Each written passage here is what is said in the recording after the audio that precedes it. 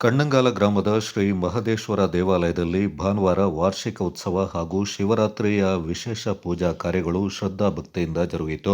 ಉತ್ಸವದ ಅಂಗವಾಗಿ ಬೆಳಗಿನಿಂದಲೇ ರುದ್ರಾಭಿಷೇಕ ಸೇರಿದಂತೆ ಇನ್ನಿತರ ಪೂಜಾ ಕೈಂಕರ್ಯ, ಮಧ್ಯಾಹ್ನ ಮಹಾಪೂಜೆ ಬಳಿಕ ತೀರ್ಥಪ್ರಸಾದ ವಿತರಣೆ, ಭಕ್ತರಿಗೆ ಅನ್ನ ಸಂತರ್ಪಣೆ ನಡೆಯಿತು. ಸಂಜೆ ಮಹದೇಶ್ವರ ದೇವರ ಉತ್ಸವ ಅಂಗವಾಗಿ ನೃತ್ಯ ಬಲಿ ಹಾಗೂ ವಸಂತ ಪೂಜೆ ಜರುಗಿತು.